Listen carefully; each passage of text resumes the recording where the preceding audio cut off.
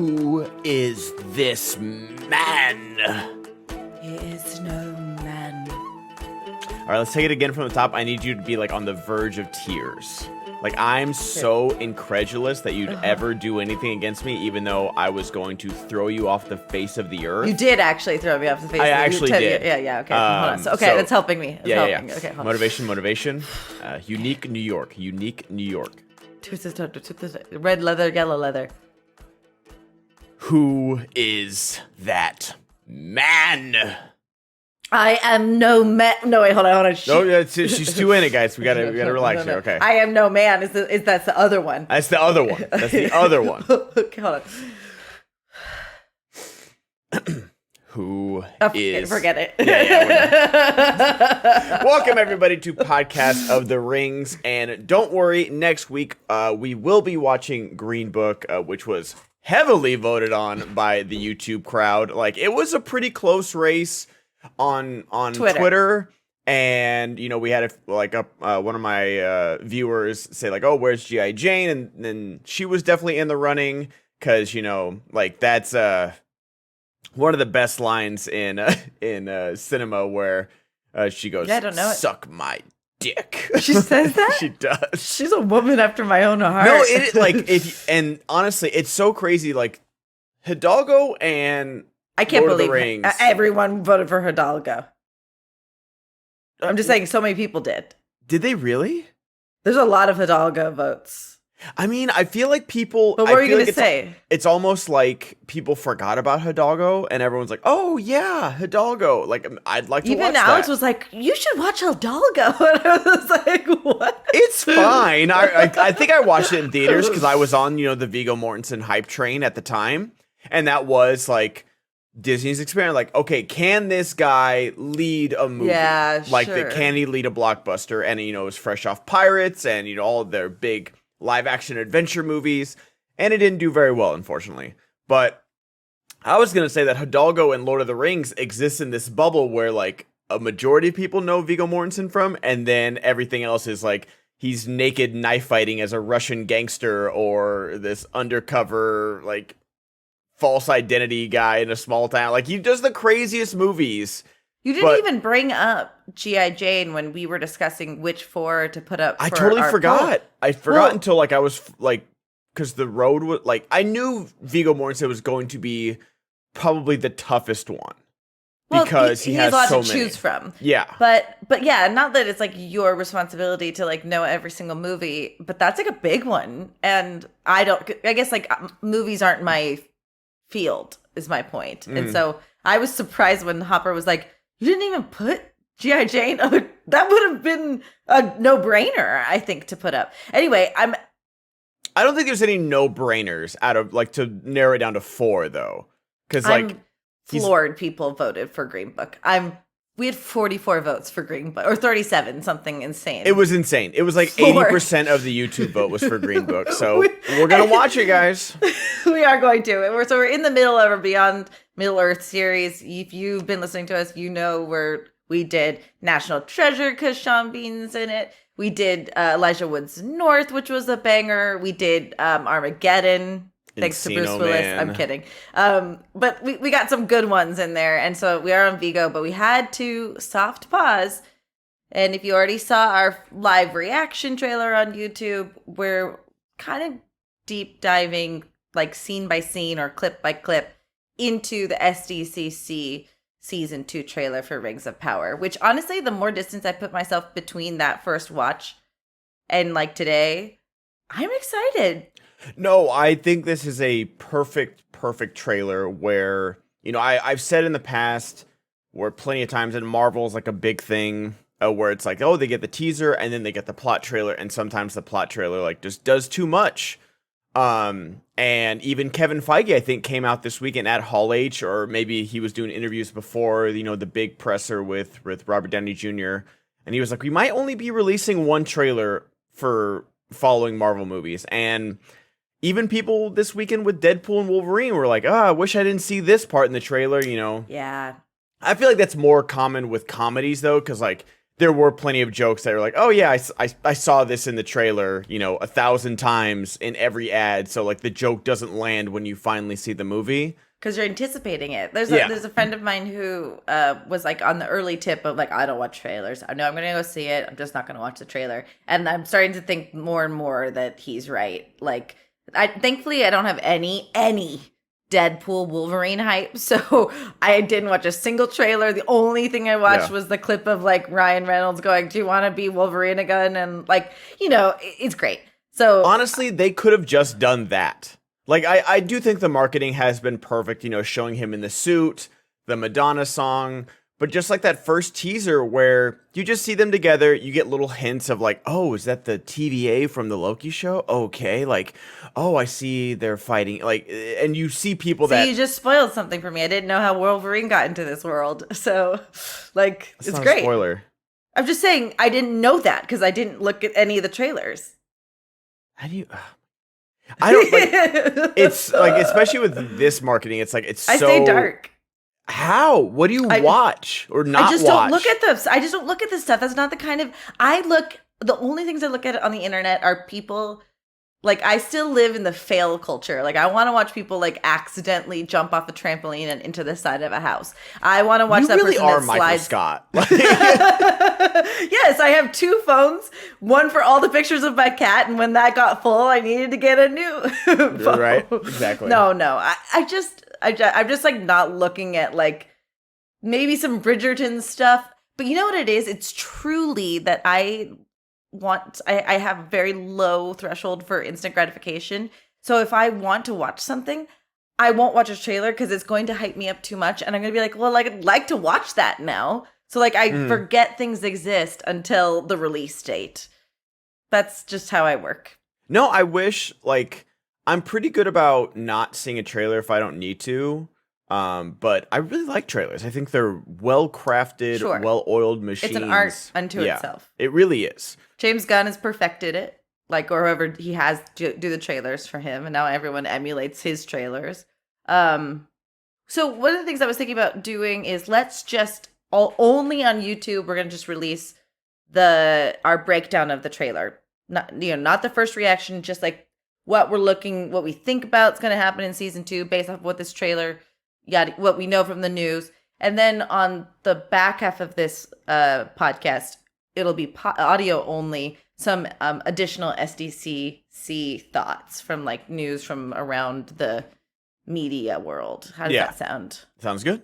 All right. Let's pull up that beautiful bean footage and look at the trailer. We won't have the sound on. You don't know that commercial? No. Roll that beautiful bean footage. What is that? It's from Bush's.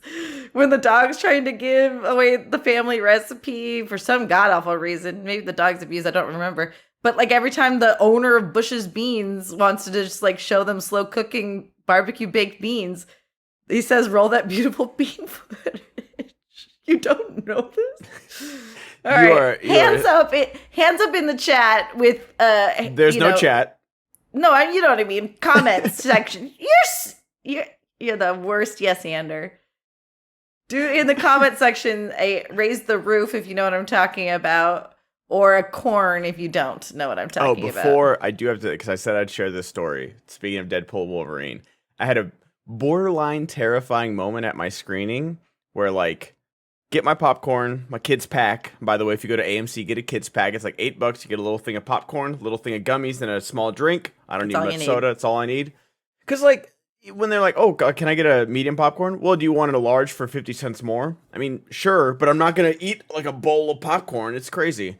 But I'm like, let me take one more bathroom break before I go, before the movie starts, because, there's 19 trailers in front of every movie now.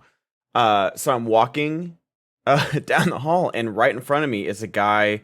He's got a service dog with him. No shame, no shade. But he's like on... not on speakerphone, but he's talking very loudly. Mm-hmm. And so all I'm hearing is him. And he's like, yeah, well, so what? I don't care that there's a warrant out for my arrest right now. And no, it gets worse. It's like, no, well, this is your fault. Yeah, you shouldn't have put a restraining order against me. Just like, And the only reason I didn't walk out of, Ben. because I've got AMC A-list, I can go anytime to this movie again. The only reason I didn't was because he had his dog with him, and he had like gym shorts on, like really. So you could see if he was carrying or concealing. I saw that he was not carrying I'm laughing, a weapon. but this is actually horrendous and No. horrible. If it was like, I showed you that TikTok of a guy that was like, oh, why don't we, cosplay at the movie theaters? And he cosplays like Paul Atreides, and he had like a trench coat on and everything. And some guy Stitchy's like, my guy, you look dope as fuck, but if I see you walk into the theater like that, I'm dipping out so fast. It's so true. It's so sad. This so is the sad. climate of the world Yeah. we're in. And you know what, Ben? You clocking this person and hearing that information, I'm just going to say it, is good awareness. Like, It's good awareness. and like I had to pee, and he also went to the bathroom, so I'm just like, Oh my God. slow walking behind him. I'm hearing everything, and it just like keeps going. And then I'm just like, do I leave right now? And I give him a once over, and I'm just like, I think we'll be okay. And then he went back into my theater, but then like it was the Dolby thing, so there's that long hallway, and then like the two hallways that separate it, of whether you're like 1 to 14 or 15 to 30 or whatever your seat is. So he went the opposite way, and then he was like, I heard him like still talking in the hallway, so I think he might have left because I didn't see him come back. Cause like he was a bigger man with a dog. I'm gonna notice someone that walks in like that, but yeah, it was a very funny now, but not funny at the moment. Oh, no. I think I would have turned around regardless. And I don't blame you for the series of thoughts. I'm more questioning the choice to have a long, loud argument over the phone in a public place about such stuff. What a world. Yeah. What a world. Ben, I'm just saying you had really good social awareness, and I'm glad you're okay. I don't think you're in the wrong to take a moment to assess the situation. Oh, yeah. Definitely, like, it's so unfortunate, and we're going to get into the trailer, but it's just so unfortunate that you do have to clock those things now. You do. You do. Yes. Anyway, great, fun, happy stuff. Let's talk about Lord Let's of the get into Rings. this trailer, because I watched it a few times this morning to get ready, because I did have to drive down to San Diego yesterday, so I was busy all day. So I am ready to break down this trailer one frame at a time. 3, 2, 1, let's go. All right, looking at this, no, I'm just kidding. It looks like arrows in the. So why is this blurry right here? Let's discuss. But I do think this is Halbrand, or Sauron as we know him. But I do think it's appropriate to still call this version for people listening on the podcast. This is Halbrand. This is Halbrand going into Eregion, and I'm wondering, like, what happened with him at Mordor? Like, is this because we see him at He's at Mordor. Yeah. He's not like on his way, like the mountains are in the distance with the cracking lightning and stuff like that. No, he is like borderline at the foot of Mount Doom.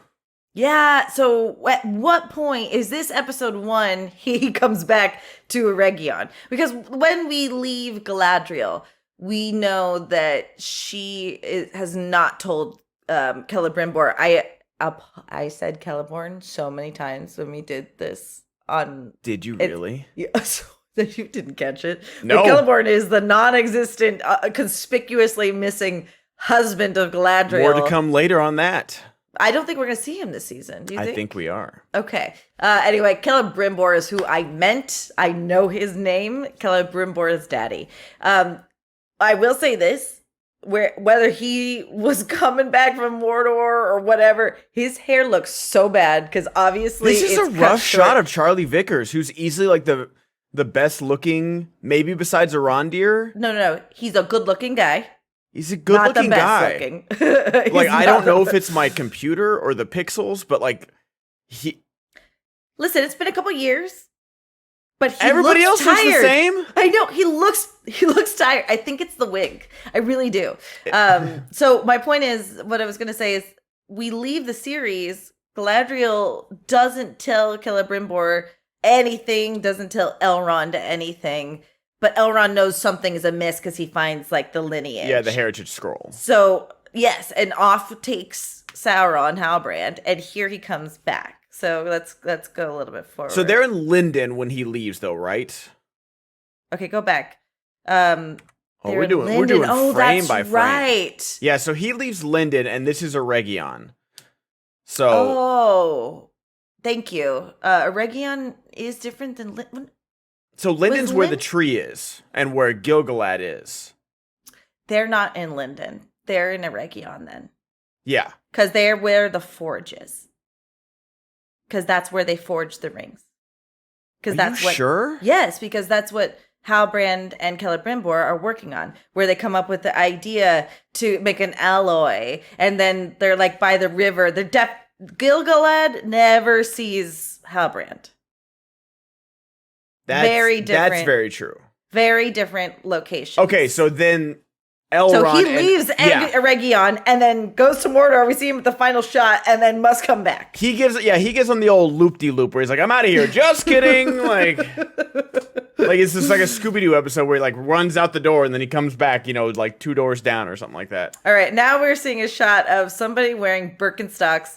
Nenya drops. And those are obviously Crocs. He's in sport they just mode. Brush them with some like metallics. Nenya has dropped in one of the other rings, and that looks is like Gilgalad's ring. Okay, and it looks like some elves are behind them too, or some clad people. This does not. This might be Linden. So this is Linden because we see the shot. This feels like the time where and we see a shot later, where they're arguing whether they use the rings or not. Because, I feel like this is right by where the tree is, dying. And obviously it's all cloudy and not sunny and golden-leafed anymore. So I think this is where they're like, okay, let's see if we use these rings. They weren't specifically made with Soren around, but he did have some, influence. We're here because of him, but he didn't have anything to do with the making of the rings. Which is a really huge lore change, by the way. Huge lore change. This is why the reason why I wanted to do scene by scene. It's more for me than anybody else. I don't care about the content. I really want to look through this. And that's why we love Jessica as a podcaster, because she doesn't care about the content. Content is like a dirty word to me. It really is. I understand that. All right, so the rings have dropped. All right, I forgot I'm a replay analyst today. You're the dude. All right, this is okay. The prop department heard everybody last season. The prop and armor was like, "Oh, you didn't look how the Numenorians look." Okay, and then they are just slapping us in the face with this crown, dude. This is the sickest thing I've ever seen. This is $1,200 on sale at Comic-Con right now. Is it? No, but I'm saying it would be. No, I understand. And someone is forging this right now. Yes. Actually, the one question I did have about the previous scene too, or the previous image, how do the rings fall off? Why are the rings being dropped there? I'm curious about that. But yes, is that gold? Are we saying it's gold? I think it's freshly forged. Yeah. Whoa. It's hot. And I think this is some money on screen for sure. This is everything looks so. I'm sure we're gonna find, as we watch it, oh, this green screen didn't look good. Oh, this armor looks cheap. Whatever. That happens all the time. But this looks so good. Every orc they show, dude in makeup, looking awesome. So cool. My orc baby, I saw him in one of the stills too. I was like, "There's my guy. There he is." Also, I didn't watch the clip, but shout out to the actor that played an orc on stage at Hall H and gave a speech. That's acting. I didn't see that. Suck it, Daniel Day-Lewis. Cool. You can don't need to disparage Daniel Day-Lewis. I actually do, because I don't see Daniel Day-Lewis. I think that guy could do He's My retired. Left Foot. I think that guy can do Last of the Mohicans if properly cast. I don't know what his heritage is. But if he's a white guy, he can definitely do Last of the Mohicans. Got it. But you know what? I don't know if Daniel Day-Lewis can get on stage in orc makeup and make a speech about Sauron. You know what the difference is? He's like, it's not worth it. That's what Daniel Day-Lewis will say. He's like, I don't need to do that. That's what we call a cop-out, Jess. That's what we call a cop-out. Wow. All right, okay, next so we're scene. looking at a beautiful crown. I think that's a flashback. Okay, Nenya's falling still. And this is the big one, is old Durin. Is it Durin the third? He's the second. Are you sure? This is Durin the second, pretty sure. Okay. I'm just gonna call him Old Durin, just so. Sure. Old Daddy Durin. Old Daddy. Not everybody's daddy. You need But to stop. he's Old Daddy. He's old father. Like, you need to. Jessica's thrown around the title daddy like she's giving out crackers at recess on preschool or something like that. I'm not in charge of feeding those children. Those parents have to feed those children. Well, not my you know tax what? dollars. You're just like daddy, like just everywhere. Like it's Sounds a like special you're title. So jealous. Not of him. Like Pedro Pascal, and we'll talk about it in our SDCC. That's zaddy. Bro. By the way, if you have a second, Vanessa Kirby, we're going to get to it, but like Vanessa Kirby has like a history of just like eye fucking her co-stars. Did you see? There's a she took him down. There's a Mission Impossible when Henry Cavill was her and Henry Cavill, and he's just like talking, and she's just like you could feel like her heartbeat in her eyes, and it's like I don't know if she's just like doing it for the press and for the virality. Shout out, she's an amazing actor. I really like her, but just like this is the second time that she has had very hot co-stars, and she has just been like, "Let's go." I just think they're doing the deed is what I thought based off of that clip that you sent me. I just feel like they were on cloud nine. You could read every thought of that woman. I mean, I couldn't I can't blame anybody. I didn't know Pedro Pascal was also single. I can't blame her at all. Yeah. Anyway. Not one bit. Here, all right, we have the beautiful Durin daddy. And he's got his ring. He's already got his ring. Right. And so this is what I'm wondering is that, later on in the trailer, we don't have the sound on, but he's yelling, Anatar is yelling at Celebrimbor, "Give me the 9." Yes. And so obviously they forged the 9 rings for men. But I wonder when we're going to see... It feels like the dwarf storyline is getting really truncated. And it's like... I don't know, with like the Balrog and like the fall of Khazad-dûm and all these things. Like, I'm wondering what they're going to do with the dwarven storyline because... I think it's getting combined. So, and you'll see. Because again, let's not forget, the dwarves helped build Eregion. And I'll show you my theory if I can remember the scene that we're about to see clearly. So... Okay. When we get there, I'll point it out. Big ol' axe, big ol' ring. How are we feeling about Adar? Not daddy. Yeah, I think I'm gonna hold judgment on this man's talent, obviously until we see it. But the old Adar really just had like this such distinctive look to him, and it feels kind of like they over course corrected with at least the makeup. 100%. They would have done such a better job if they didn't try to make a cast look like this guy's face, like Joseph Malway's face. Instead, just let us see him scarred or something. Just something. And it's just the MCU literally just did it again, where Harrison Ford is taking over for William Hurt, and there's a line in the trailer where Sam goes up to him and is like, "Oh, I like the new look." And he's like, "Yeah, they said shave the mustache, lose the mustache or lose the election." That's all we need. Yeah. We just need, Tony Stark walking into the court and Don Cheadle walking up to him like, "Hey, this is me. Get used to it."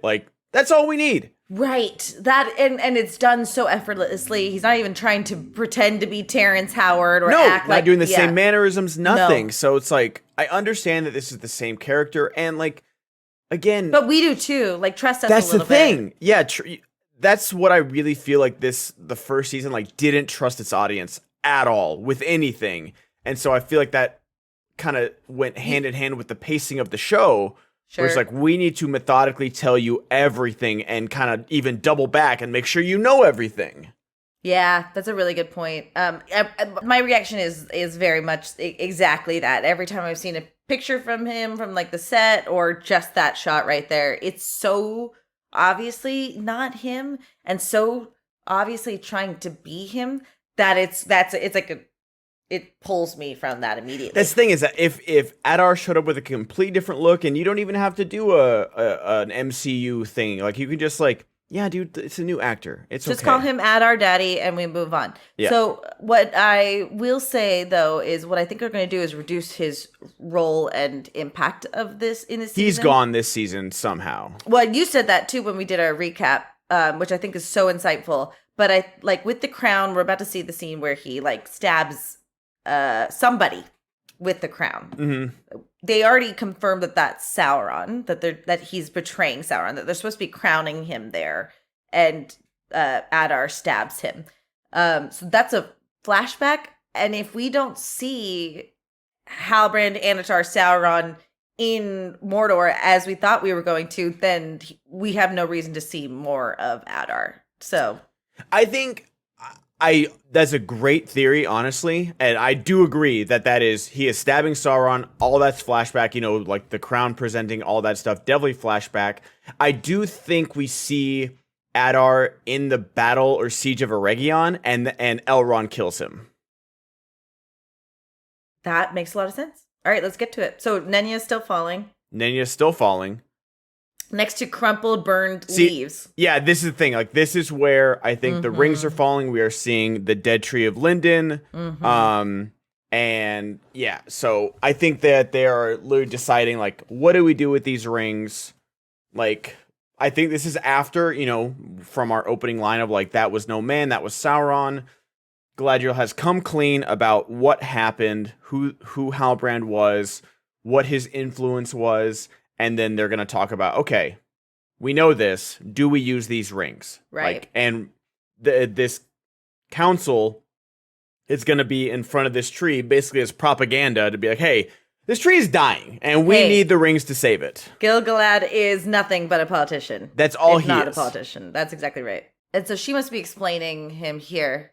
That's the thing, is that Elrond is definitely, like, against using these rings, because he's the one that discovered, like, the heritage scroll.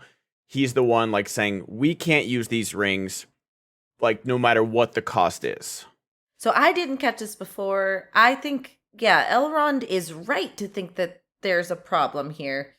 I'm balking at the fact that, like, the lore is, A, the Elven rings got made last, and B, Sauron's not supposed to have any control over them. So did they change that?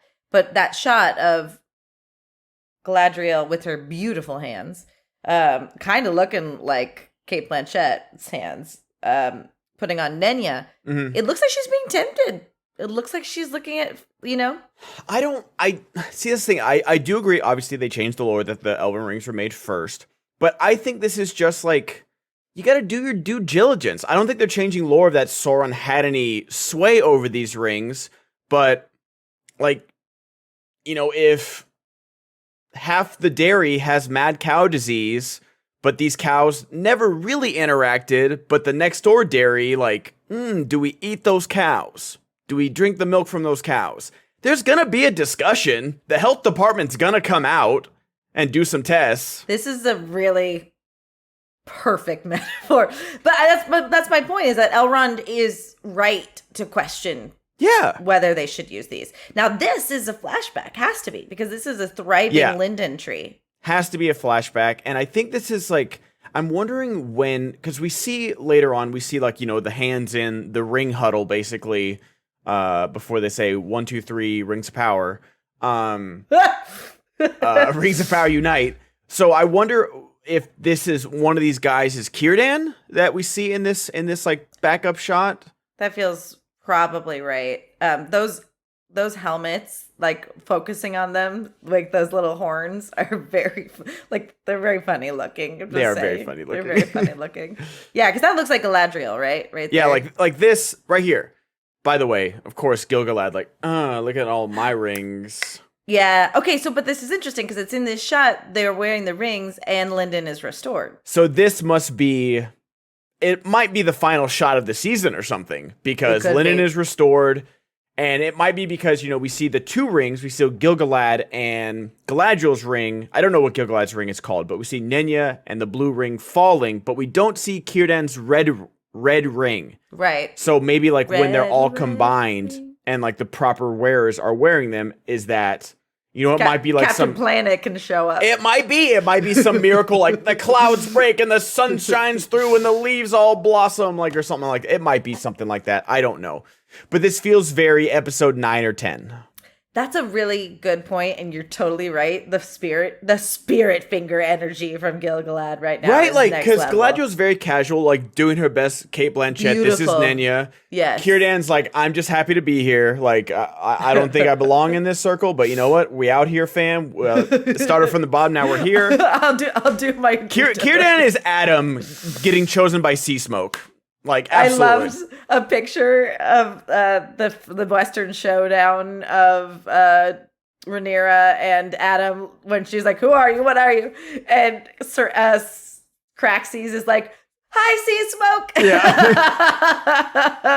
That episode, I can't wait to talk about it. If you guys don't know, so good. Finally, some good food. A House of the Dragon podcast exclusively on Patreon. So if you're interested in checking that out, it's free for 7 days to sign up on our Patreon right now. Yeah, you can catch up on all the former episodes, and after that, we're going to be doing reviews on all the Game of Thrones episodes while we wait another 2 years for 8 more episodes of House of the Dragon.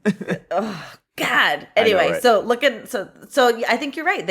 We did it. Everybody. That's a really good point. This is definitely a we did it. We accomplished the mission. Good job, team. Yeah. And this is like, that's Elrond.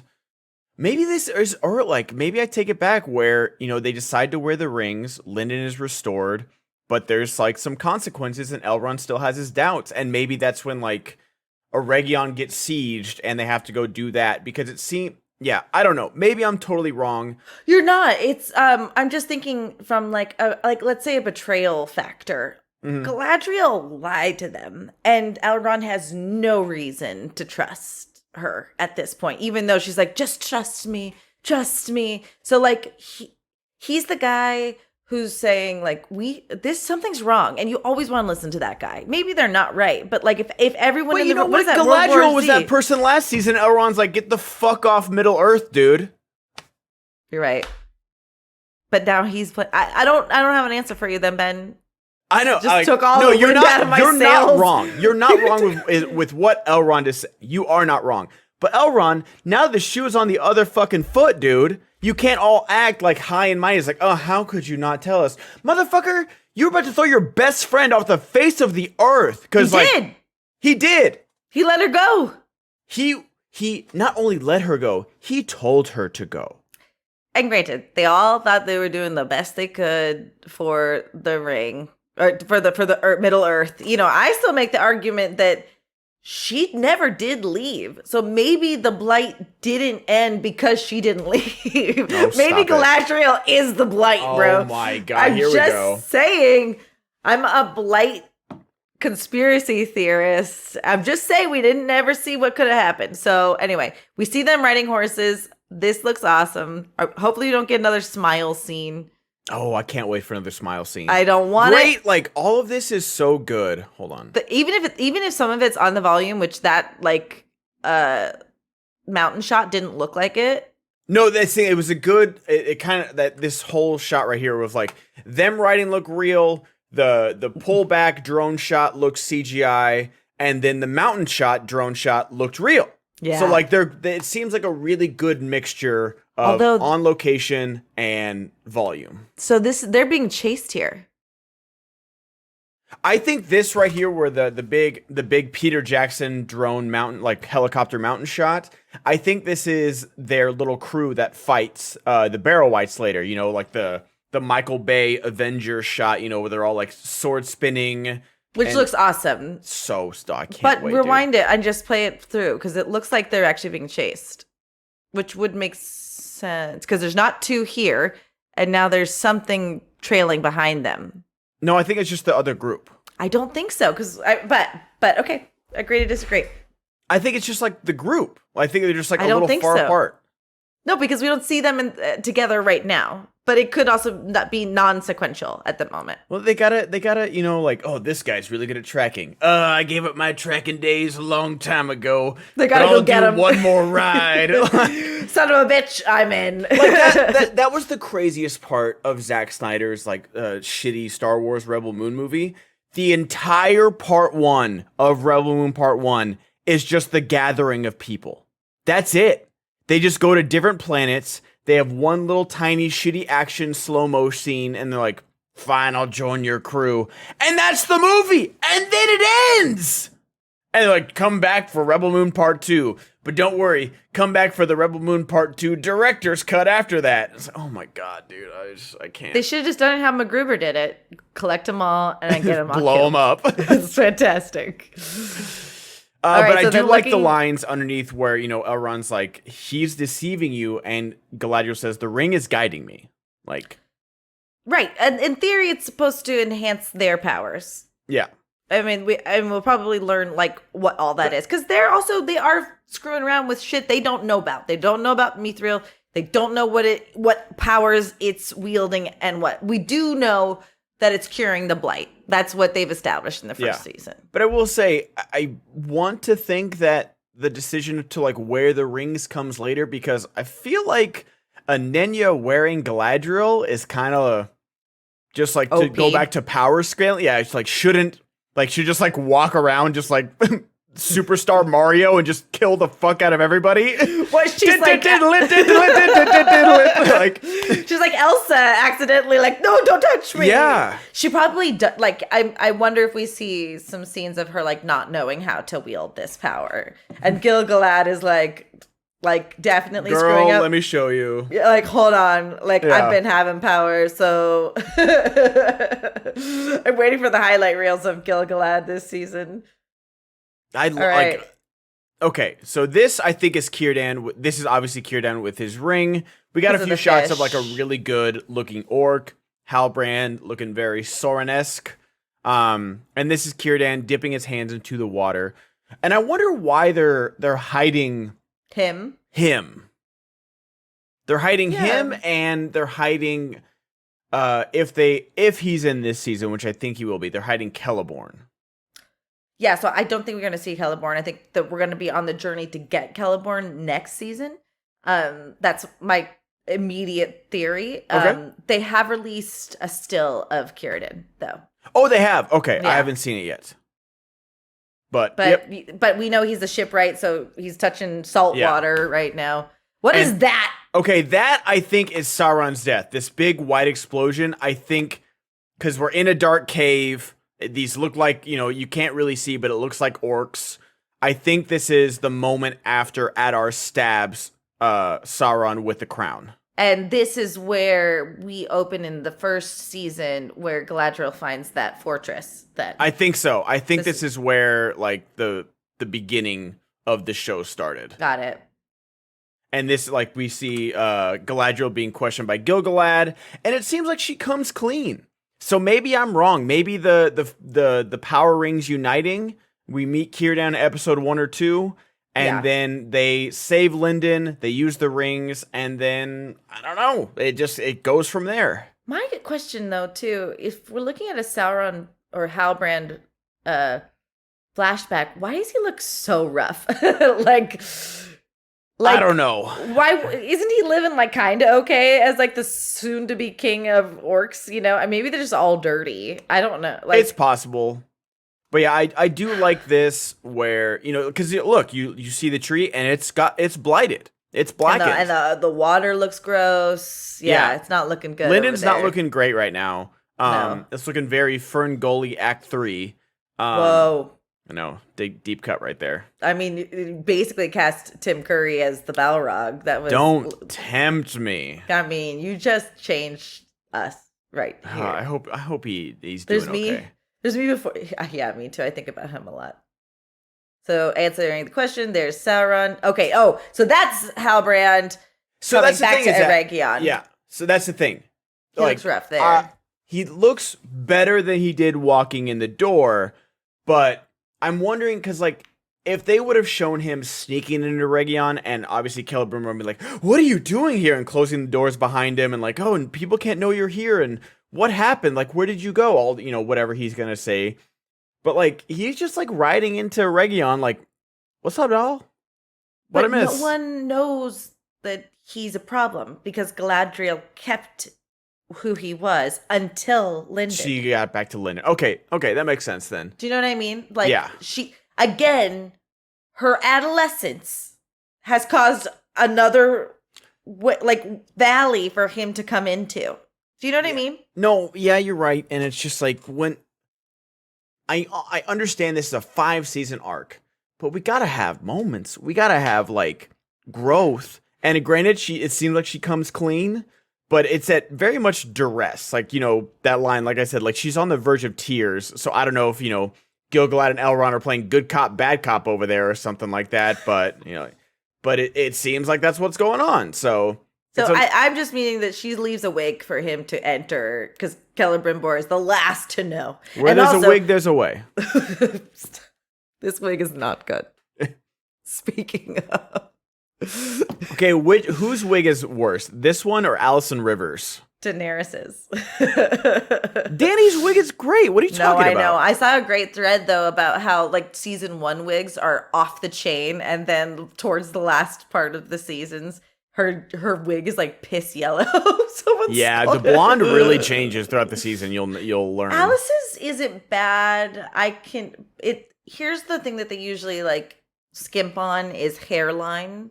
Like they just they're giving us a bad hairline on Alice instead of like showing us wispies here or whatever. They're just pulling the wig forward. Yeah, it looks like me at Comic-Con. Like, yeah, exactly. This is worse though because it doesn't even look like it's attached to his head.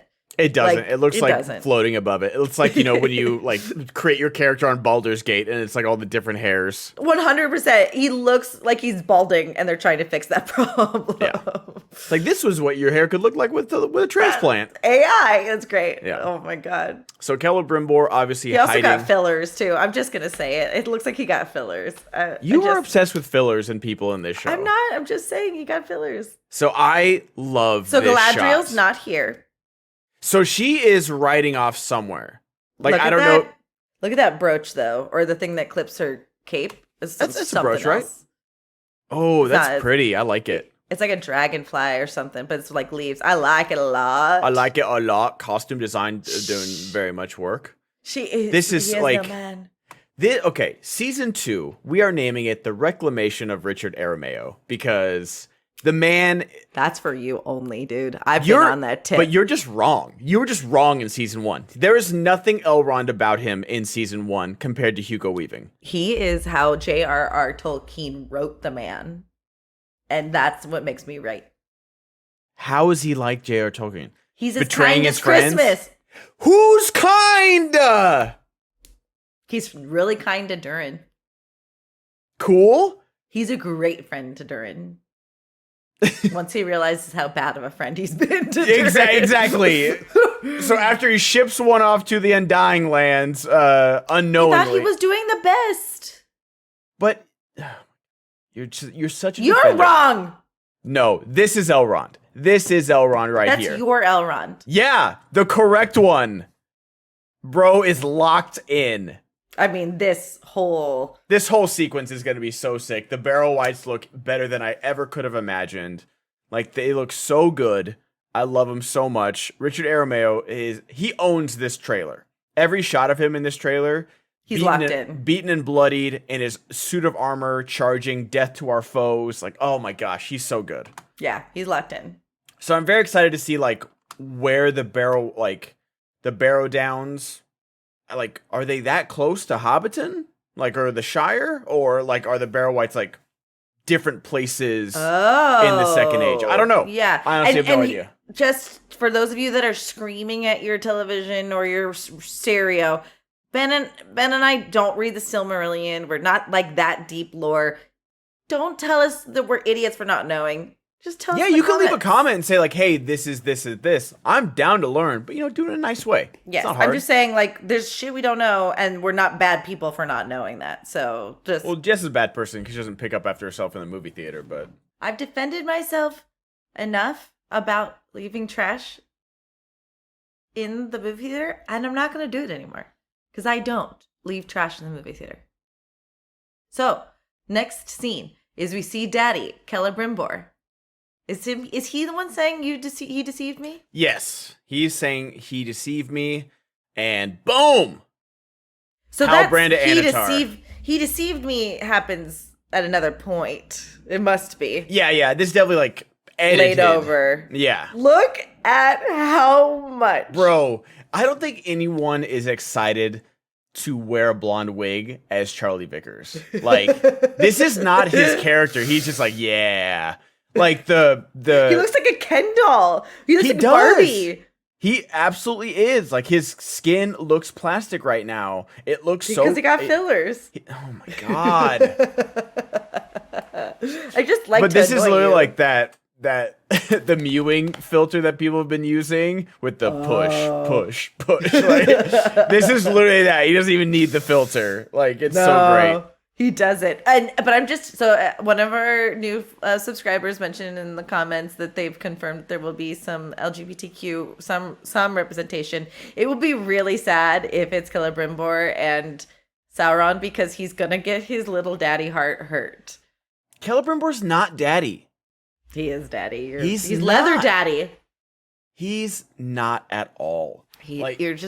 You can't tell me who's daddy and not who daddy. I can. We can literally like break down the facts of it. But no, the daddy of the rings. It is so great because Anatar means Lord of Gifts, and I was watching Nerd of the Rings, and he says like it might just be like a rights issue because Lord of Gifts is from the Silmaril, so I don't. Yeah. Like, share of Gifts is fine if canon people really are like, well, it's not what it means. I'm like, okay, it is a gift. It is a gift. But yeah, it seems like he comes to him as Halbrand, and then I think he's reforged. So like we saw the light split him up when he got stabbed, right? Okay. And I think he's walking out of a forge, and Celebrimbor helps him find a new. Oh, so you think Adar kills him again in Mordor? No. Oh no. But okay. No. But I think I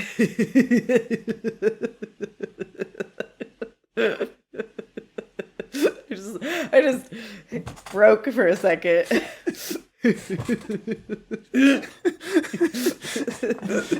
If internet were brain power, Jess was on dial-up just for like just a second with yeah.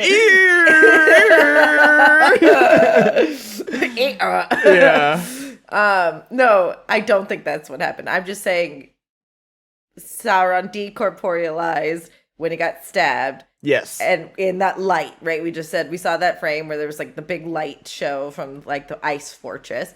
We see Anatar walking out of the forge. I just think he's being forged a new body. Okay, so I think Halbrand shows up to Eregion as Halbrand, right? And then which I still have no theory as to why he. I don't know. Yeah. Came around the mountain. And honestly, you might be right about that. The only time we see Adar is in flashbacks. It's very possible, like that they like until I think you're also right. Until Elrond goes to face him down. Yeah, or like I don't think that. we get. Which is really sad because that was one thing that I was like could not wait for is Adar and Big Boy. I don't want to I can't acknowledge that he's doing this, but he's playing with the headphone cord. And I can't tell him he's bad because if I tell him that he's bad, he'll do it more. And yes. I want to discourage him from doing it. So you have to put him on camera and shame him. He's very camera shy. He's lost weight. Welcome to the internet, Blue. You're canceled. Oh, no. You were caught chewing on a headphone wire. What do you have to say for yourself? No, Blue. He just was being a cat. Can't he grow? This is 2024. That's not an acceptable excuse. He has to write an apology. He's so upset. He's so upset. He's pacing back and forth. He's gonna go into his iPhone notes app and make a really. I'm sorry if that offended you. He's gonna screen cap it. Yeah. Oh my god. I don't know if I can be associated with Blue anymore. It's very. So I think he's just being forged a new body. That's all. I like that. Honestly, I like that. Where he might be like, hey, Celebrimbor, we're gonna work on some rings, but you just gotta trust me here. I'm gonna go full Hunger Games and the Woman of Fire and come out in like a phoenix dress. What if Celebrimbor like makes him into the form he's most attracted to? It's very possible. It's very possible. A share of gifts. I bet you are. Let's go. Let's go. Okay, so are they like? Oh yeah, they're bringing in an anvil. Interesting. Yes. Okay. Yeah, they are in full work mode over here. Like this looks like an Amazon packaging facility. So this is why I think the dwarves come back, but we'll see. Dwarves come back where? Sorry. Here. I think that because this was my theory. We are. This is going to be the longest episode. It's going to be impossible to export. My theory is that the Anatar dwarves stories collide. Got it. Okay. Yeah, I think because like it seems later on in the trailer that Durin and the dwarves come to rescue Eregion, like that they're dying. Yeah, that's and he's probably like, come right. fight for our friends, and I think that's Durin being like, I need to go help Elrond. Let me muster the dwarves. Got it. All right. So now here's the part I hate the most about this trailer, because all of a sudden we're in Tatooine and we got fucking like this is like the most Spielberg shot ever. Like, which is great. You can't go wrong with just like duping somebody you love. But then you got like, what are the guys? It seems like it's literally like this is a 4-minute trailer, so it is a long trailer because like they're trying to fit like all 4 storylines in here, and so I understand the length of it, but it's literally just like hard cut. Okay, that's Eregion's storyline and the Ring storyline. Now we're gonna talk about Nori and the Stranger. Right. I just mean like there's what are the bad guys from Tatooine? Oh, the Sand People? The guys with the bronze Tusken, masks here look look like Tusken those. Raiders. Yeah, they look like the Tusken Raiders. It's literally this is very Star Wars. Like this whole like first like 10 seconds of Nori's storyline is very Star Wars. So I have no idea where they are, but if they're like in Rune or he's finally gotten to Rune, there's not a lot written about Rune. So the showrunners and that's based off the knowledge I have, which is cursory. They probably have a lot more room to like elaborate or get creative. Yeah, why is Tom Bombadil out here? Right. Let's find out. I don't know. No, this is who the hell is Tom Bombadil? And also, like, Nerd of the Rings had a very good point where it's just like Tom Bombadil's very sing-songy and jokey and like happy-go-lucky. Like, are we gonna get that? I think we're gonna get that when they first meet, and then like the one line in the trailer that we get, like, oh, will you leave them to their fate, or whatever he says, like, will you help fight, is like his last moment where like he just like, will you help them? Like, but I like this stuff. I still don't know. I know Jess is fully in the Stranger is Gandalf camp, which is completely justified. I still don't know. I still am like, it could be Saruman, it could be Gandalf, it could be a blue wizard. It's definitely not Radagast, thank God. No bird shit in this guy's beard. But like, again, they're doing the thing, the beat for beat again of season 1, where, well, we'll find out the name of him later, at the end of this season. I think this is more fan stuff. I think it's that, where it's like the fans are guessing who he is, and I don't know if they're going to give him a name, but I don't think that's going to be his plot is find out who this is. Like, find out, who's mystery, like, who's that Pokemon? I don't think it's going to be that. I think he's going to have a storyline of, like finding the stars, and do I need to go fight Sauron? Am I on my own, vision quest? Where does Nori fit into this? I don't see Poppy. I'm very upset. No, you're very, very upsetting. Someone wanted the LGBTQ representation to be Nori and Sam, or Nori and Poppy, and good. You are allowed to have that desire for your fan fiction. No. I'm just so tired of shipping everybody. Like, friends exist in life, guys. Like, platonic friends exist. and I also like seeing women supporting other women that don't want to F each other, too. Yeah. Anyway, so live your fantasy, girl. Yeah, shipping's fine. But, so, we see Nori say, like, I'm trying to help my friend find his destiny. I'm glad he's not silent anymore. I'm glad the Stranger has, full lines of dialogue.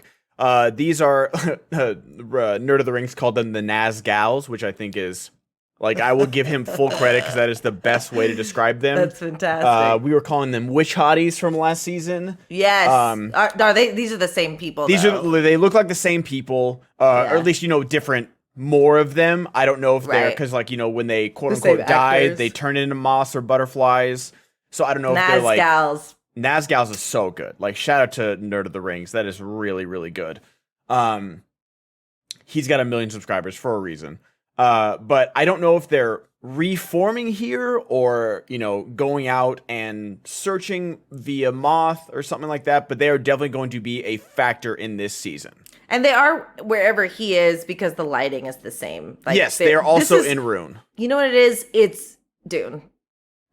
I was going to say it's like Breaking Bad, just how they filter like, oh, we're in Mexico. It's all yellow. Right, It's like, sure. okay, dude, like that the filters don't exist.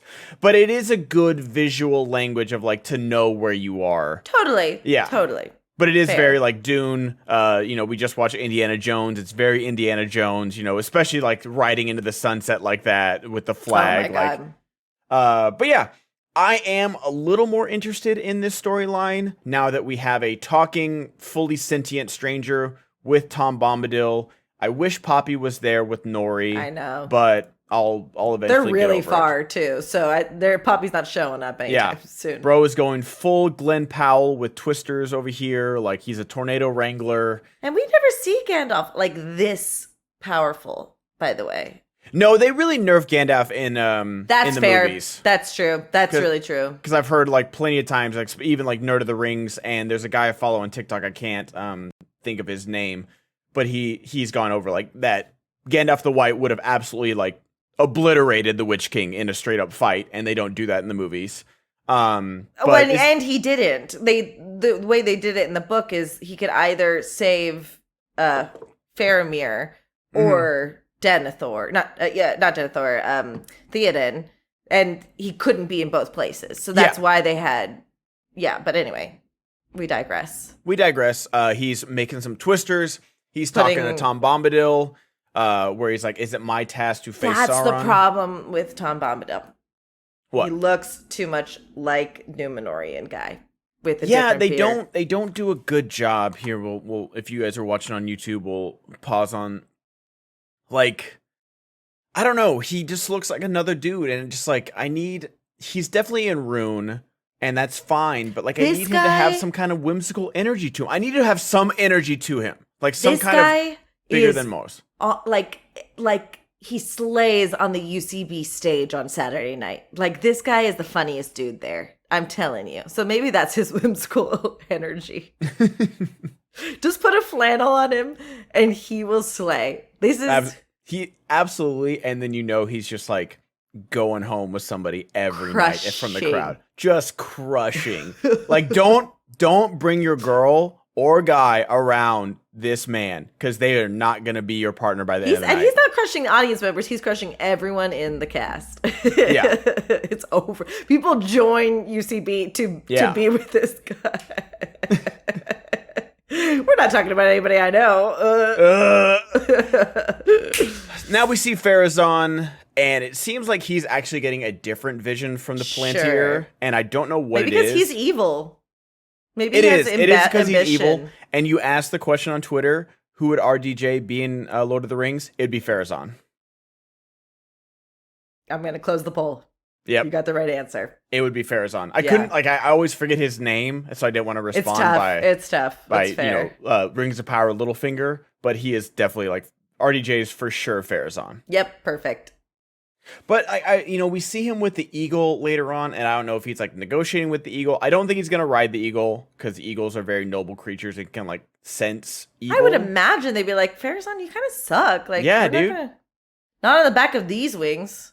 Yeah, but he sees looks like some waves, but then there's something else. Ooh, look at it.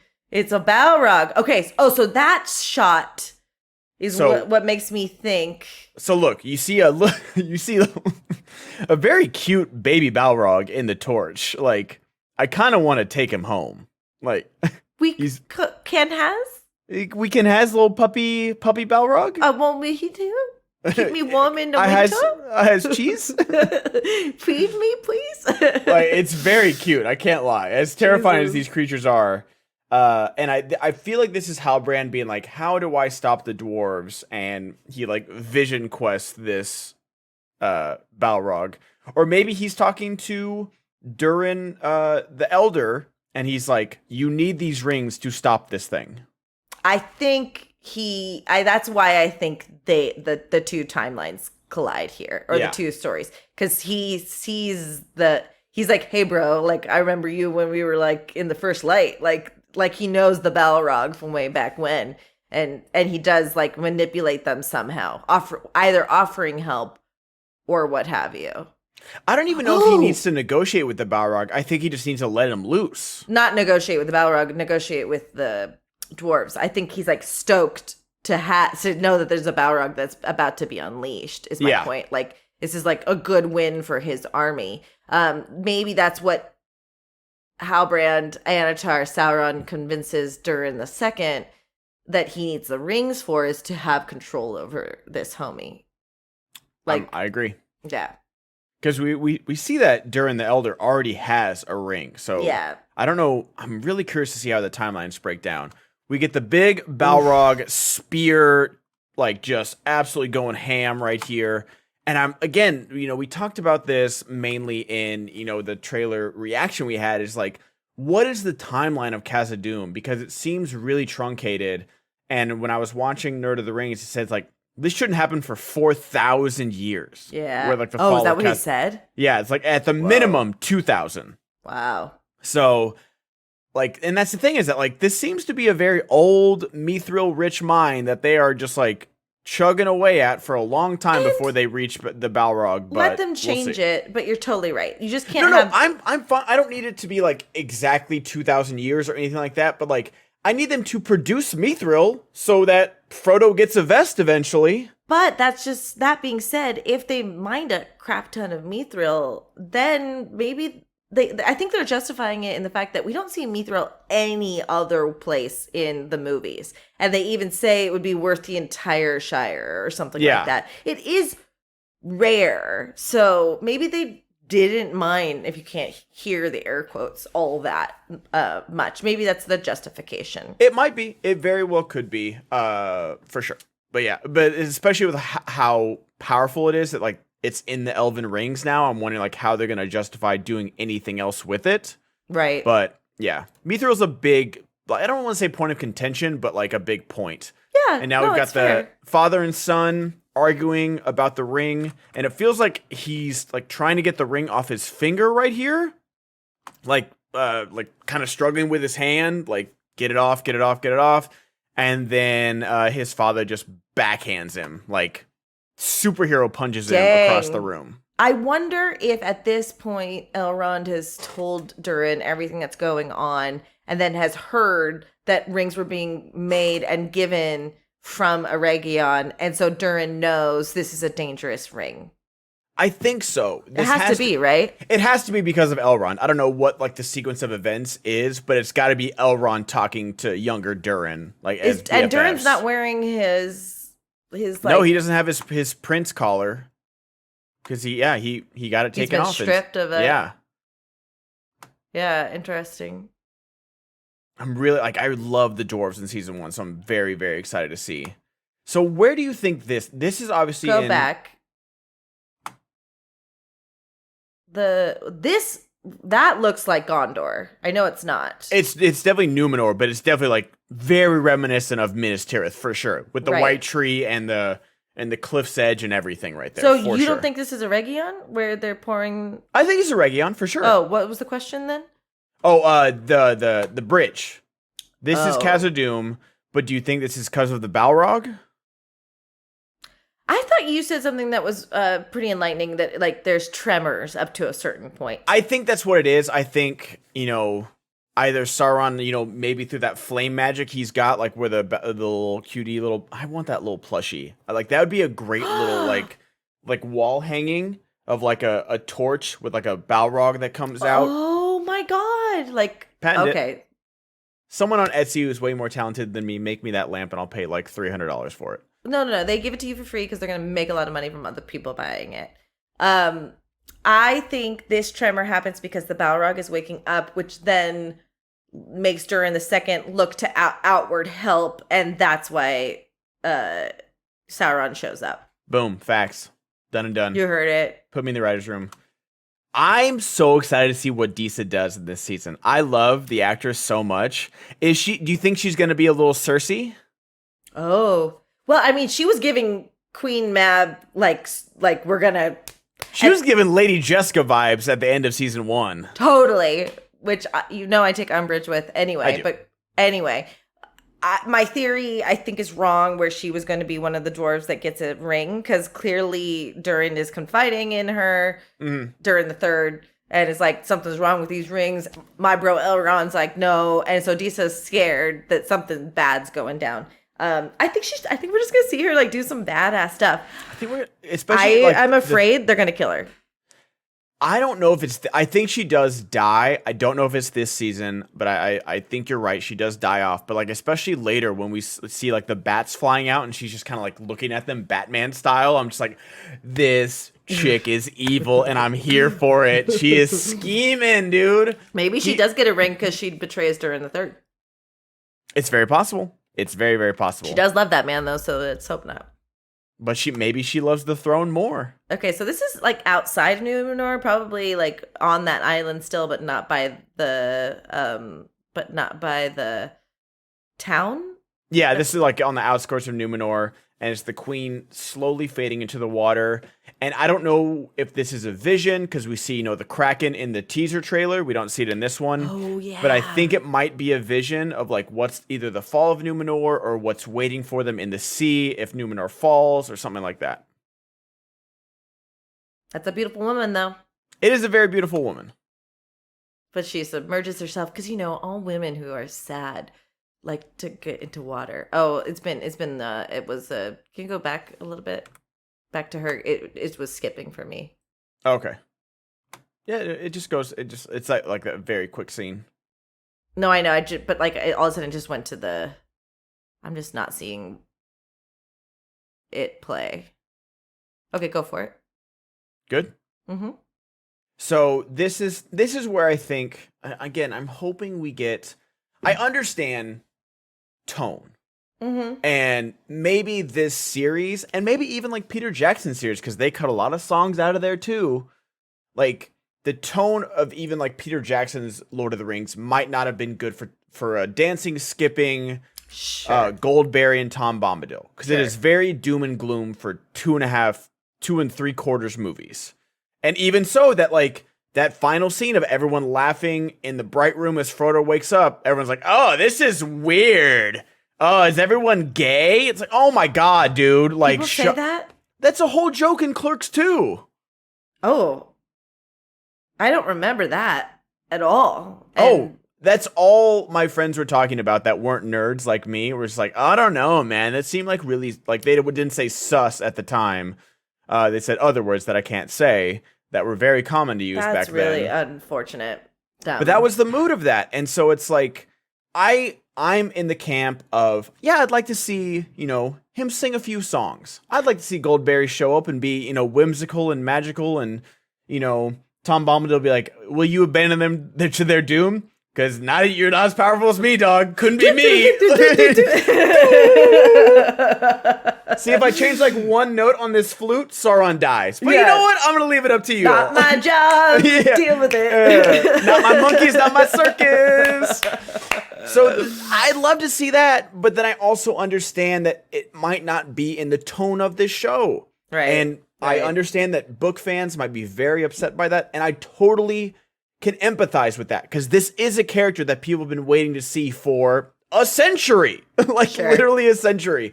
So I understand that, but at the same time, we have to realize that there's a lot of things that got cut out of the Hobbit movie. A lot of things that got cut out of Lord of the Rings movies. Like Sam even does the fireworks poem for Gandalf, and that's like the one time we hear a poem, and he's like, oh, it's not good, it's not good, it's not good. And it's almost like the MCU being like, oh, can you believe this thing? Like, they did that for almost 10 years when everyone was like, fine, like, guys, we're here. I'm okay with Big Purple Thanos and, all these things and mystical beings and Doctor Strange. You don't have to keep borderline breaking the fourth wall. Yeah. To be like, no. Well, that was like a big thing of like, I won't spoil anything about Deadpool Wolverine, but he's wearing the suit finally. And there's a few mentions of like, why weren't you wearing the suit in 2000? You know, all these like jokes like, oh, they could only wear black leather and like, you know, tactical gear. It's like, no, dude, like we're in a comic book movie. Be comic book accurate. Character. Yeah, totally. And so I understand both parties of Tom Bombadil. Of like, I understand you want him to be, you know, we cast Kurt Russell and Goldie Hawn. We sure, for a reason. For a reason, because he would give us both of that. I think Kurt Russell should have been this casting, because he would have fucking crushed. Could you imagine? Because he would have been laughing with his big old beard and like, oh my gosh. And then be the most frightening character. And then when he could deliver this line, will you abandon them to their doom? Yeah. That's a very good line. Yeah. So I'm very hopeful for Tom Bombadil, but I want to caution everybody that knows Tom Bombadil, you might not get what you're looking for. Exactly what you said, Jess. Be careful what you wish for. Don't meet your heroes, because it might not be who you want them to be. Did I say that? I was very, very succinct and smart. You were. We've got Khazad-dûm, light. I love this stuff. Like, we don't need to see this. I'm fine with caves being lit. Like, you know, you think about Balin's tomb, it makes no sense in Lord of the Rings that, like, there's one shaft of light always shining on the tomb, no matter. Man. Yeah, crystals. It's great. Crystals, mirrors. But seeing the practicality of it. That's a lover's quarrel. I'm telling you. Oh wait, who did? What was that? Who just brought a big axe down? Oh, that was just it's just like a flash of like an orc, like just chopping someone's head off at a Region, like probably killing an elf right here. I guess that is a Region, right? I mean, you see the archer right above him. It seems like I was watching Lord of the Rings video. It says that this battle is going to take place over many episodes. So it's not going to be one. That's kind of cool. It is very cool that this siege of a Region is going to take, like, we see catapults. You know, there's going to be like many stages of this to where like it'd be, you know, the Battle of Minas Tirith takes like 24 hours. Like they attack during the day. They go overnight and then, you know, or 12 hours maybe. And then, like, you know, the Rohirrim show up at dawn. Right. So, like, it's a long time. And this could be very well at a Region. Like, they got to siege them. They got to catapult them. And then they got to invade. And then I think we'll get to it where Elrond's army might show up a little bit late, but, you know, on time to save the day. What have you done to me? It's a lover's quarrel. I'm telling you. They're upset. They're in their Palm Springs, you know. Yeah, the honeymoon phase is over. Uh-huh. They're getting down to it. Like, I'm telling you, they just moved in together, so they didn't think like, you know, oh, like the infatuation section's over. You know, sex doesn't cure everything. They were about to get a puppy, but like they couldn't agree on which one. And it's like, you know, Halbrand keeps leaving drinks without a coaster, and it keeps making rings on all of Celeborn's. Yeah. You can't do it, man. You got to know who you're living with. So that looks like a ring. Oh my god, I didn't catch this. This is like that. This is the most. This is early 2000s. This is straight out of Peter Jackson, like Michael Bay's Rings of Power. But look at the Mew. Look at the Mew. It's you put the music behind it, the slow motion. But it's so great. And that's the thing is that this is why I think we're going to see Adar present day. More. Yeah. It's because leave Sauron to me because he realizes he's back, or maybe this is a flashback. Maybe this is like, you know, the orcs being like, we didn't take our union mandated, you know, 30-minute lunch break, and you know, Joe got sent off to fight the most powerful elf, and we know he couldn't beat him, but Sauron doesn't care about us. But he is sitting on a throne of some make, so that would be pretty bold to do that before. So yeah. I think you're right. This is after. I think it's after. Because look at that. Looks like a man back there, and not. Ugh. So do you think? Who is that? Is that Adar? That's Adar stabbing someone very hard with a crown. I think that's Halbrand. Mm-hmm. Yeah, Halbrand, Sauron before the show started. I think that, like, you're right. This is a flashback, and that big explosion of white, I think, is him decorporealizing. Yes, but then this. Bro, what a shot, man! Who is that? I think it's a random elf fighting at a Region. I don't know because it's very Boromir. I think it might be one of Elrond's crew, you know, the circle shot. I think it's someone we're going to get to know this season, and it's going to be a very, like, traumatic side character death. They're going to Stranger Things us. For sure. Where they're going to introduce us to Joseph Quinn or, Sean Austin, and then they're going to die horribly. Yeah. Like, oh, look. Dude, okay, we talked about, like, Jace coming into his haircut over, like, some time. Sure. He looks so good here. Yeah. I can't get over how, like, he is so well styled in this second season so far, and I realized, we haven't seen a single second of the episode, but he looks so good. I think they all hear about this guy, Anatar, who has long hair, and all the elves are like, we should let our hair grow long. I just think, I think he looked too young or too babish in the first season. Young. He really did. And so I think the years, as much as we've given Charlie Vickers a little bit of a hard time, the years have done Richard Aramayo well. Like, this is some guy that we're gonna enjoy watching at whatever stage of his career. It's actually good for him, because sometimes when you look a specific way, it's harder to get booked. Like, a friend of mine was told, you will book once you are 45. You look like you're 45 now, but because you aren't, you're not going to book. And so at least Robert Aramayo was able to get a job, because he's so talented. But he's aging into this role really well. He is. It's kind of like, pretty right now. He is. He looks very good. It's like Orlando Bloom when he came back for the Hobbit series. Like, he didn't look his younger waifish self anymore, but like he looked filled out. And you're like, yeah, I could see this guy fighting a full-grown orc with Orcrist. Absolutely. Yeah. Okay, that's Celeborn. That hand. That's not Elrond. That hand on Galadriel's cheek, that is Celeborn. Do you think she's like flashbacking, or is she like it might be a flashback, and maybe we still don't see his face. We just hear a voice or something like that. Bro, I could look up a picture of Robert Aramayo's hand right now and confirm that, because that's a very distinctive thumb. Do it. Hold on.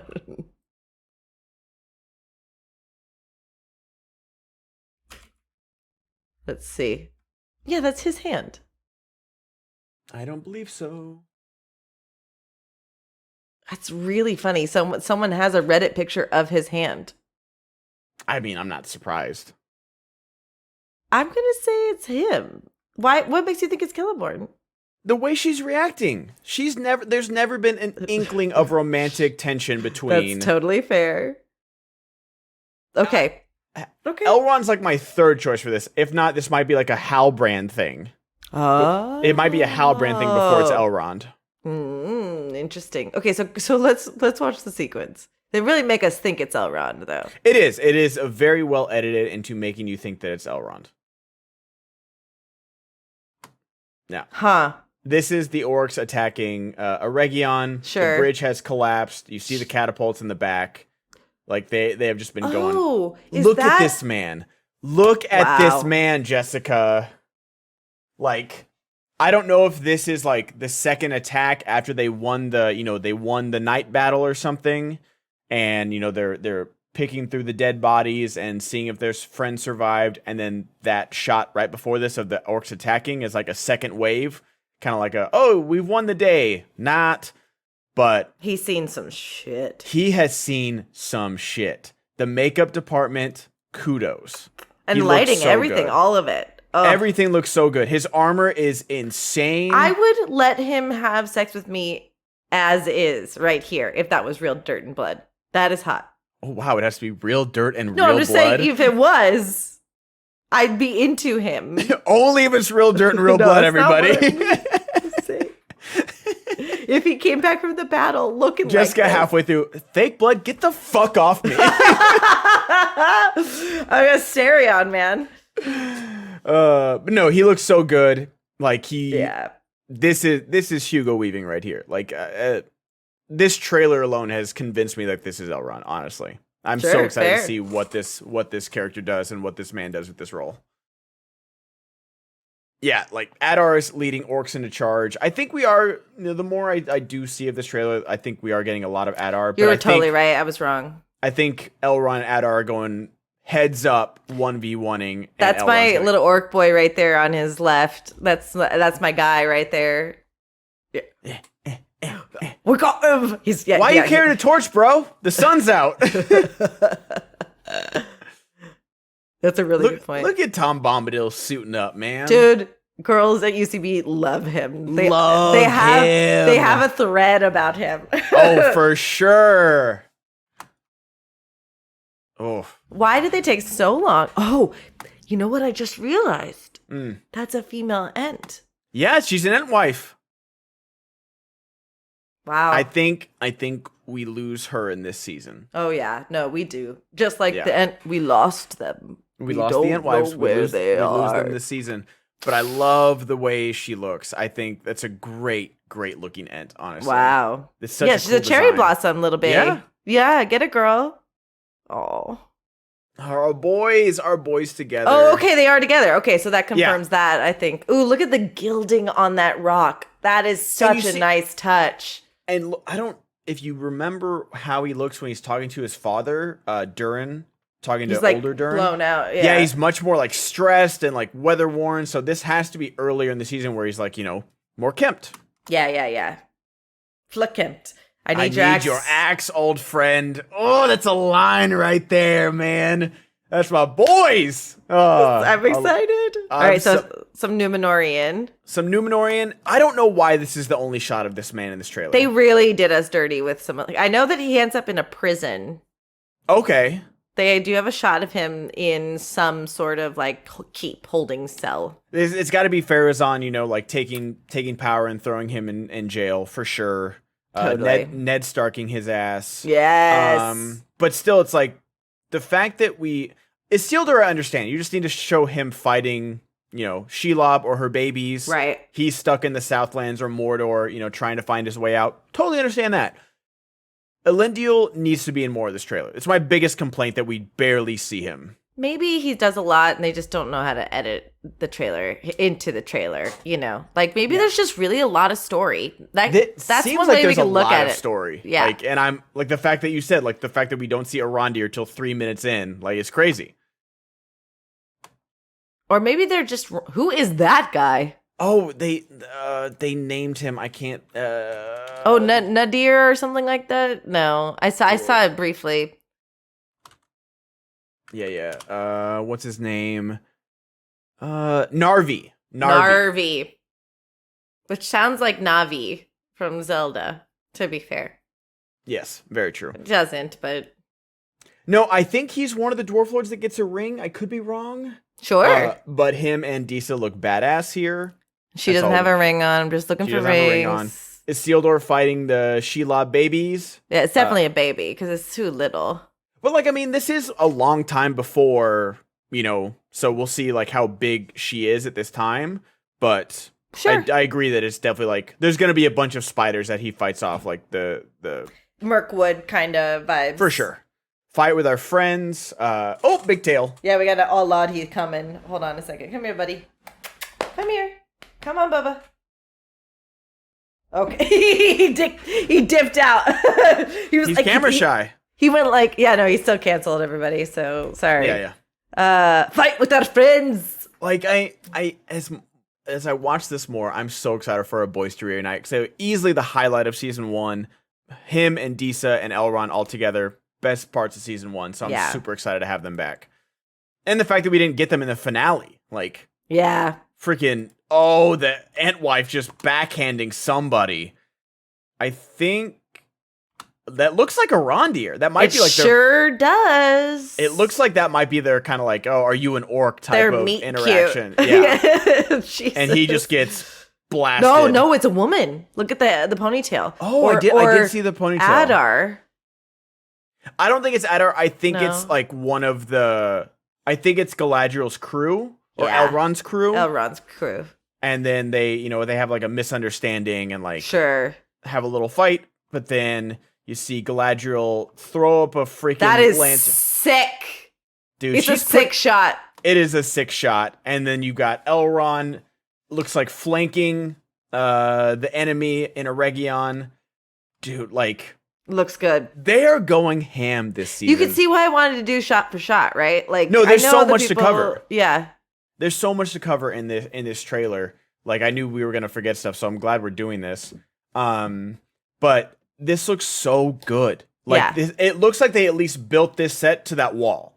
This looks like a full set. Maybe the wall's on the volume, but it feels like every extra is here. It feels like there's 50 people on screen right now fighting. Yeah, and that will make a difference in the quality. Yeah, because like there's even like a shot in Two Towers where they're loading up the big. If you watch it, they're loading up the big ladders at Helm's Deep, and you can just see the edges of the orc horde. There's like 30 Urukai, and you can just see the edges, and you're like, oh, little tiny movement mistake. But having 30 6-foot armored Urukai on screen still looks sick as hell. It still works and fills the screen. Totally. Yes. That's really funny.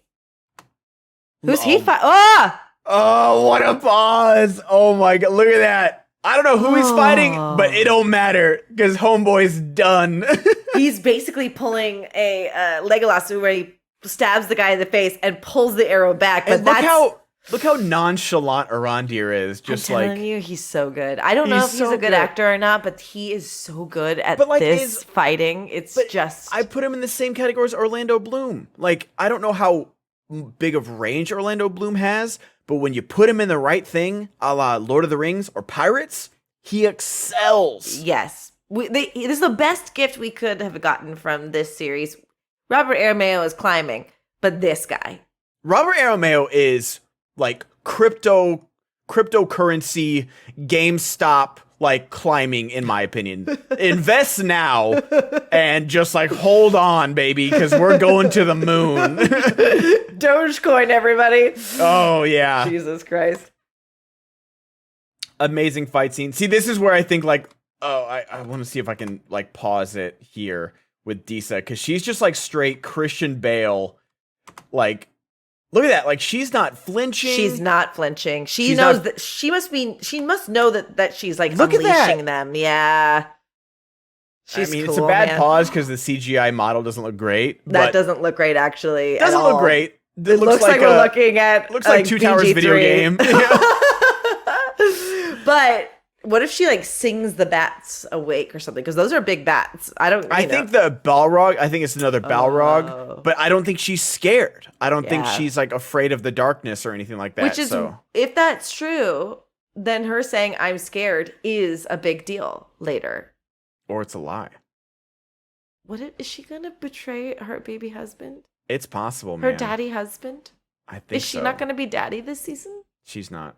Okay.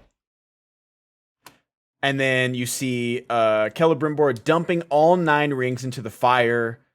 I feel like this is like right after it's like, what have you done to me? And then he's too deep in it to not stop forging, but then he realizes who Anatar is. So this is definitely during the siege this is happening, because look at how like...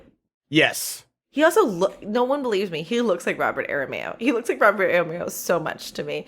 But how do you know it's all 9 rings? Because does it look like that? I think you can see it. Him dumping the rings. I thought no, you don't see anything. Oh, you don't. Okay.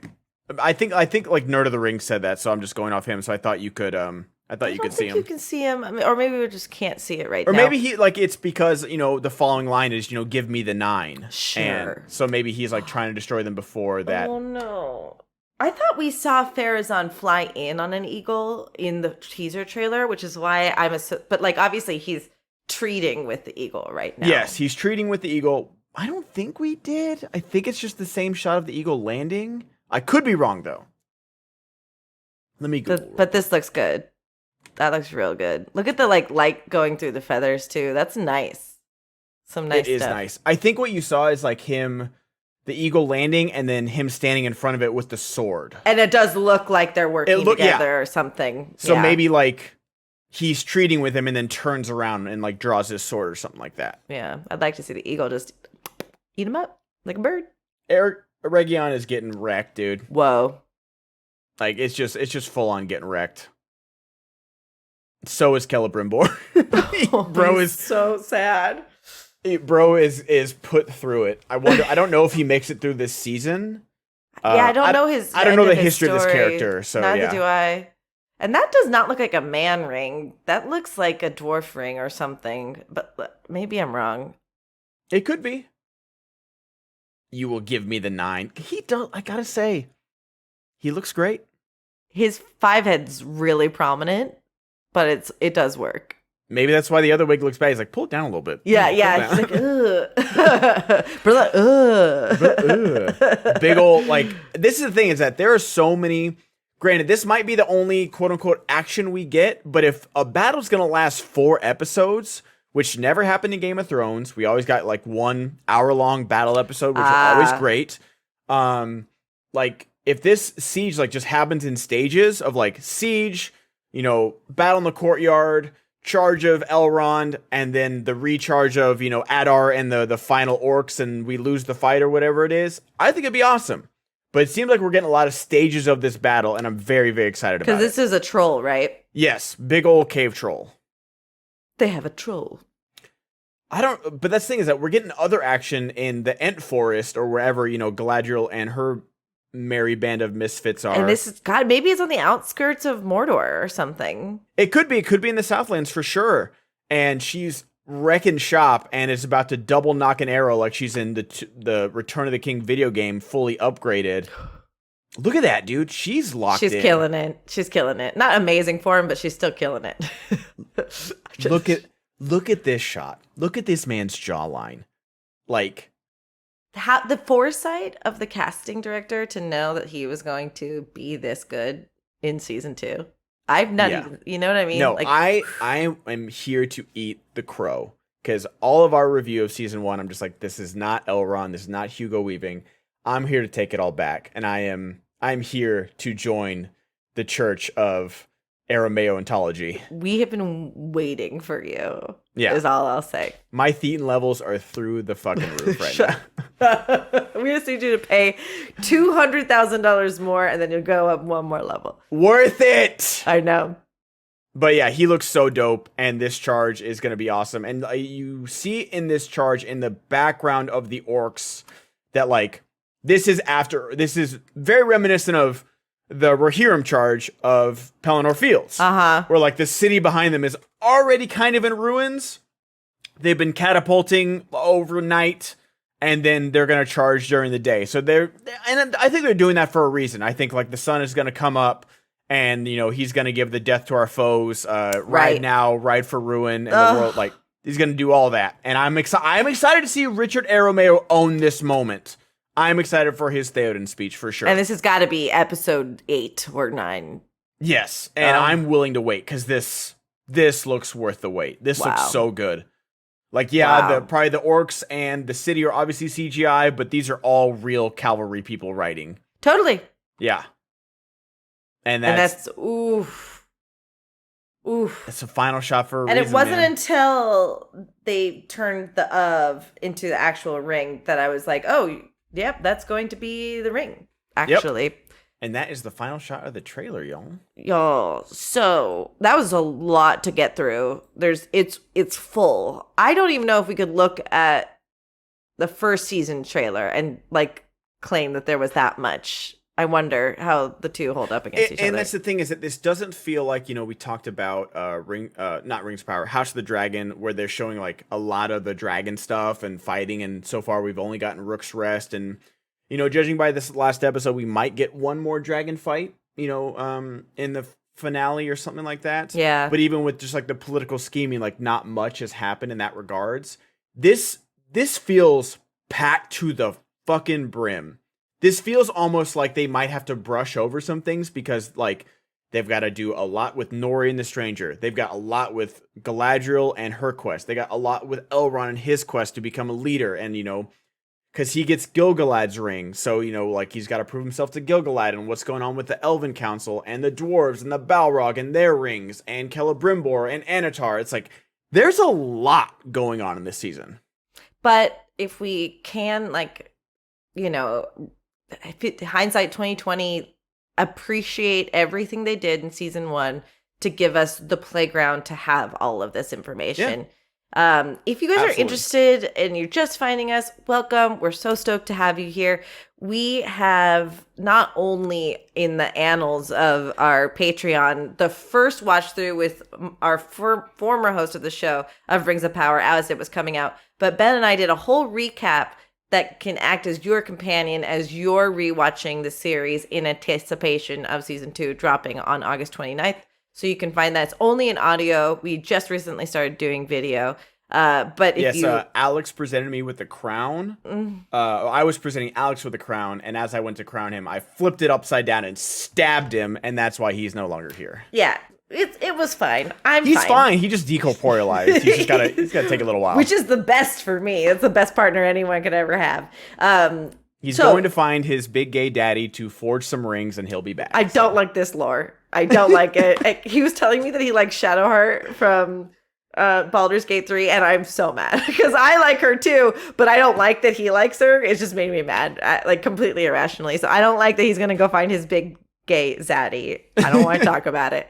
But we do want to talk about this stuff with you guys. You guys help us shape our opinions. We have active conversations in both our Patreon and our Discord, which are linked below, whether you're listening or watching. You can join our Patreon now, like I said, for free and never pay if you don't want to. You still get updates for what we do there. Or you can join at the $5 tier for 7 days for free to see if you just like it, if it's worth it to you, if we deserve $5, a coffee, let's say, a month. Maybe. You can go to patreon.com/podcast of the rings. Find all of our socials also in the description below. And Ben, if they are watching us on YouTube or listening to us on their preferred podcast player, what should our homies do? On YouTube, especially during this, like, what were your favorite parts of this trailer? Leave a comment down below. What do you think is going to happen in the season? What are your predictions? You know, leave a thumbs up if you don't want to do all that. That's totally fine. But there's just so much info in this 4-minute trailer. Like, I even underestimated doing this episode. I texted Jess. I was like, let's do a reaction to the trailer. And then let's just, like, break down the trailer. And then I was watching this morning. I was like, how are we going to do a breakdown of this trailer? There's a lot going on here. There's a little too much. There's a lot. This is one of our longer episodes. Longer episodes, but leave a comment of, like, are you excited? Were you on the fence of season 1? I know I was, and I told Jess, like, okay, we're going to name season 1 a prequel, but they got to go pedal to the metal now. And it seems like they are. I'm sure there's going to be plenty of, dialogue scenes, but that doesn't mean slow. Dialogue doesn't mean slow. We want the dialogue scenes. Yeah. Actually, that's one of the main criticisms we have of House of the Dragons is some of the dialogue scenes are like just cursory or just there. So like I'm new to the Game of Thrones world and I'm loving the Littlefinger Viserys stuff. So give that num, give it to me. Yes. But a lot of it was like repeating beats. The Nori and Stranger stuff was so boring. You're totally right that like at least him being a sentient person is going to be somewhat more interesting. I still have mixed feelings about Tom Bombadil. We want to know what you guys think with regards to that. But anyway, we release a new episode every Tolkien Tuesday that will probably change when the season comes out. But just we're going to figure out because they're doing 3-episode drops. So we need to figure out if we're doing one just motherload episode, if we're going to do like just 3 in a row, 3 days in a row, or we're going to find out. Probably should do it that way so that if people find it later and they want us like as a companion, it might be a lot to digest. But we want to hear from you. We do this for you guys. Even though I don't like content, I like to talk about this stuff. I know he's such a good. He looks like a penguin. He does. He's such a good boy. This is Blue. Anyway, thanks for sticking it out with us, guys. Ben's always twitching, so if you want to go check him out there, he's TTV Strider, but the E in Strider is a 3. Boom. And until next time, Mayor Paz